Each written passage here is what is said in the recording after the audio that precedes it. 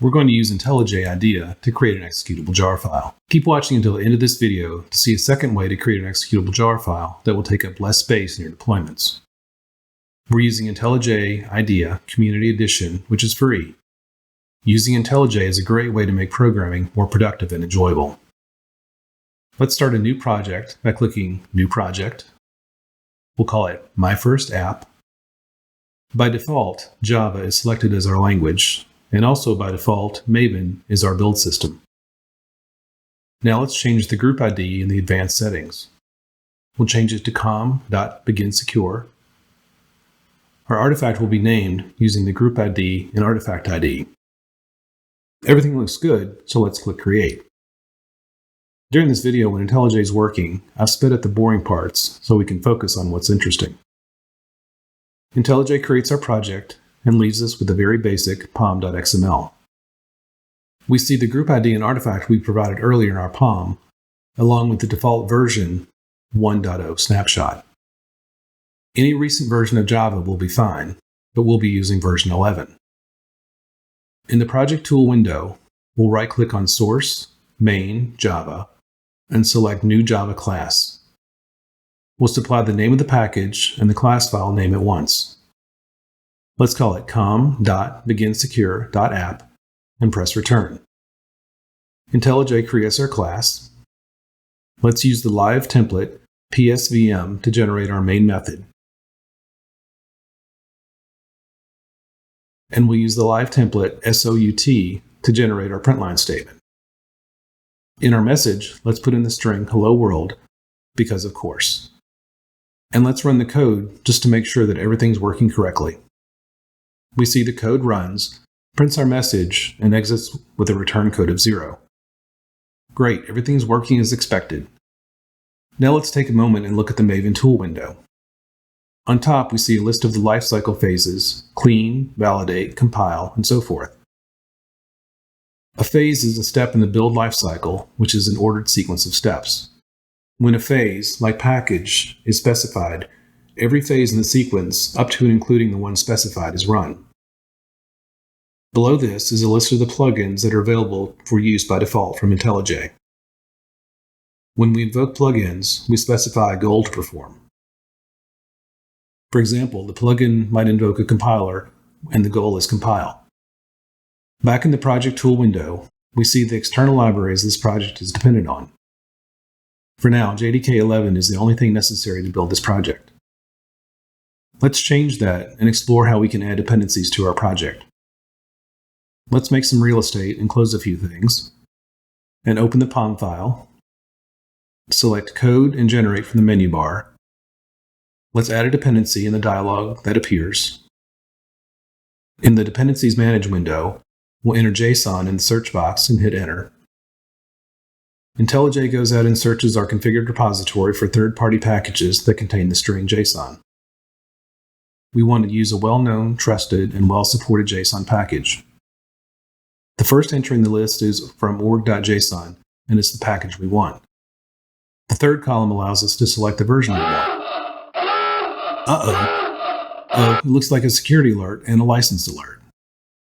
Our goal in these videos is to help developers write secure code, so we'll point out when you need to pay attention to keep your application secure.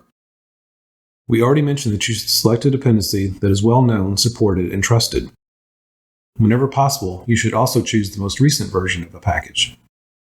Whenever new versions of packages are released, you should upgrade your project to take advantage of any security patches.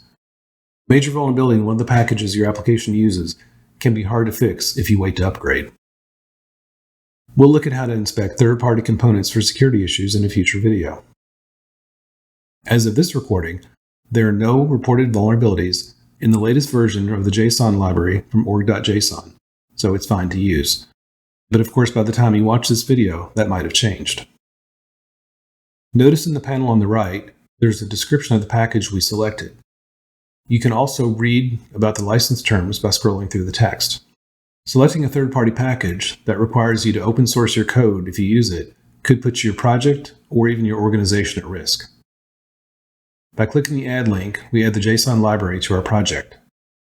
First, we see it's added to the dependencies section of our POM file. Back in the Maven tool window, Let's select the Reload button. This causes Maven to download our new dependency. Notice a dependency section is added to the Maven tool window. If we open that list, we see the JSON package has been added there. And over on the left side of the screen, in the Project Tool window, we see the JSON file has been added to the list of external libraries used by this project. Now let's add a more complicated package to our project that has its own set of dependencies. Back in the Manage Dependencies search box, let's search for JUnit. After a moment, IntelliJ brings back a list of the packages containing the string JUnit. We'll select JUnit Jupyter and add version 5.9.0 to our project. We'll see IntelliJ adds the dependencies to our POM file. Once again, let's reload the Maven project. We see the Jupyter library is added to our project. Notice it has an arrow next to it indicating there's something more there. Let's click the arrow and make a little more room on the screen. Notice there are additional arrows. If we open up a few more of them, we see there's an entire dependency tree of packages used by the Jupyter library. They include OpenTest4J, JUnit Jupyter API, and many more. These are called transitive dependencies, since they are included indirectly in your application because the direct dependency, the thing you're asking for, requires them. In our example here, JUnit Jupyter version 5.9.0 requires these additional packages. Transitive dependencies can become problematic when they contain serious vulnerabilities that require fixing, but there's no way to easily patch them because the primary dependency has not been updated. We'll look at these problems in a future video. Now let's execute Maven clean to start fresh and to test our Maven setup. Everything looks good, so now let's run Maven compile. We see build success. Opening up the project tool window once again, we see a new folder called target was created, which in turn contains folders for the classes that were generated, as well as other information generated by the compile phase. Finally, let's run Maven package to assemble our project into a deployable artifact. At this point in our application, we have only one class file called app that prints out the message hello world. Let's open a terminal window and cd into the target directory.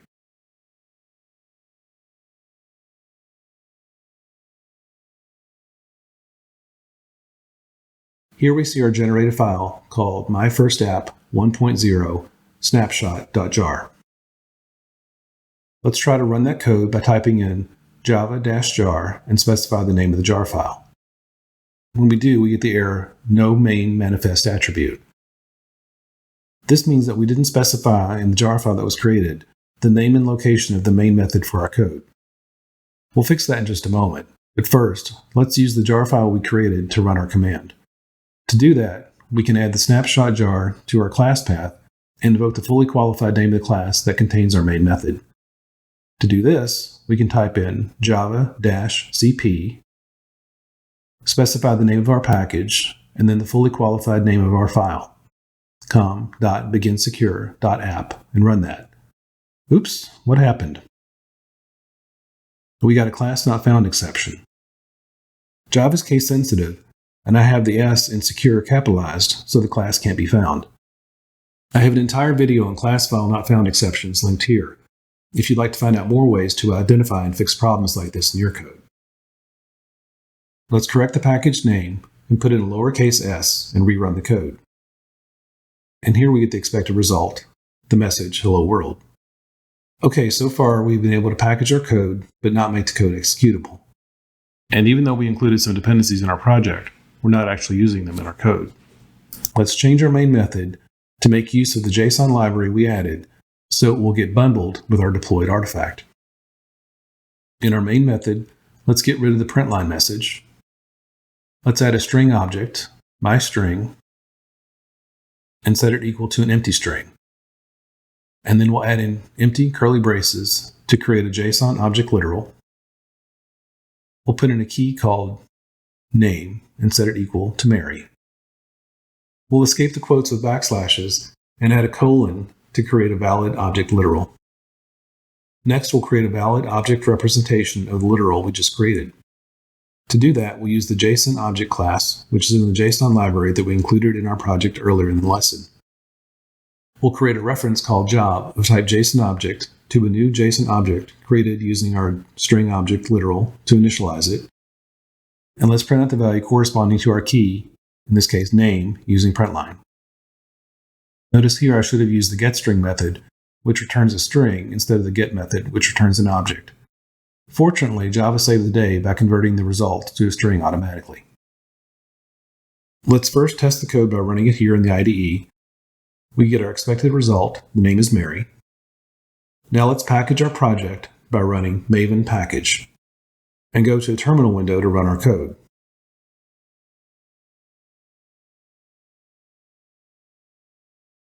We see our file is here again, although it is suspiciously small. We already know that we don't have a self-running jar, but we should be able to run it as a bundled jar, specifying the fully qualified name of the class file with the main method, right? Let's run the code and wow, so many errors.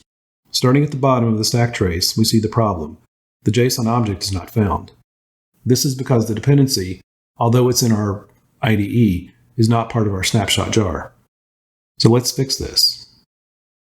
In the menu bar, let's go to File, Project Structure.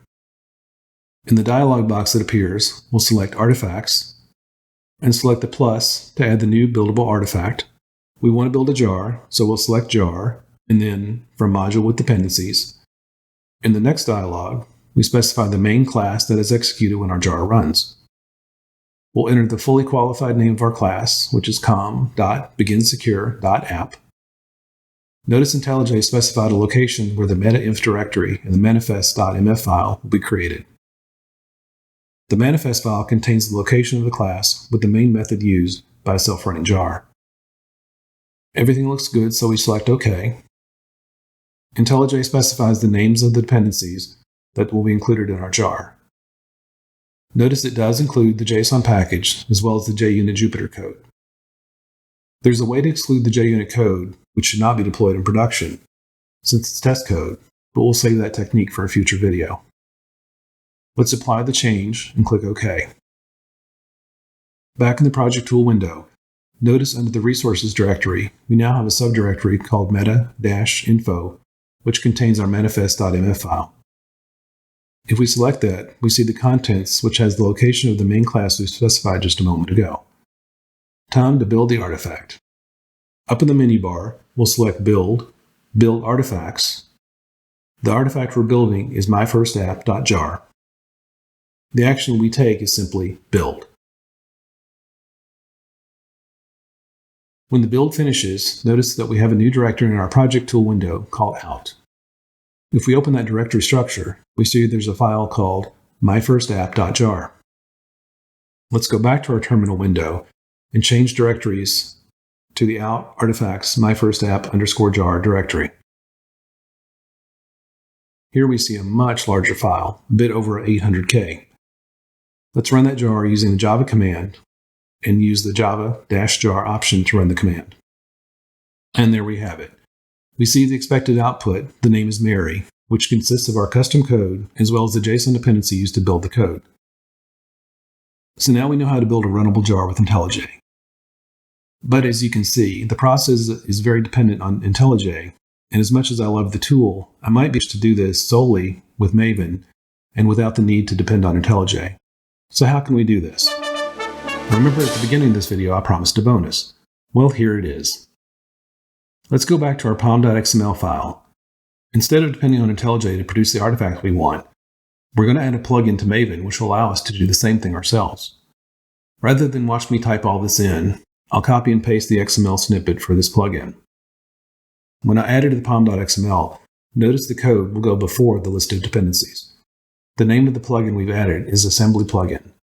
This plugin allows developers to combine project output in a single distributable archive that also contains dependencies, modules, and other files. It can be used to produce jars, which is what we'll produce, WAR files, zip files, harballs, as well as other formats. This plugin and the closely related Shade plugin are highly configurable and could easily be a video or two all by themselves. For now, we'll configure the plugin to create a jar with dependencies and specify our main class, com.beginsecure.app, similar to how IntelliJ added it to the manifest file earlier. Let's open the Maven tool window and click the Reload button. Keep an eye on the list of plugins. Notice the assembly plugin is now available to us. Let's expand the listing to see our options. We'll select assembly, single, and click the Run Maven button. Notice over in the Project Tool window, a new file appears called My First App 1 Snapshot with Dependencies. Let's open the terminal window, and before we go there, let's remember the size of the current solution we have, My First App jar. It's a bit over 800K. Let's change directories to the target folder and see our new jar file. Notice the size difference between this jar file and My First App jar. This one is around 792K. Not a huge difference, but a bit over 1% smaller than the original. But when you're constructing images and spaces at a premium, this might be something you want to pay attention to. Let's run our jar and enter java-jar and the name of the new jar file with dependencies. And we get the same result. The name is Mary, meaning our code worked and the JSON package needed to build the app was included. I hope you enjoyed this video. If you found it useful, please subscribe for more videos like this in the future, and remember to always begin secure.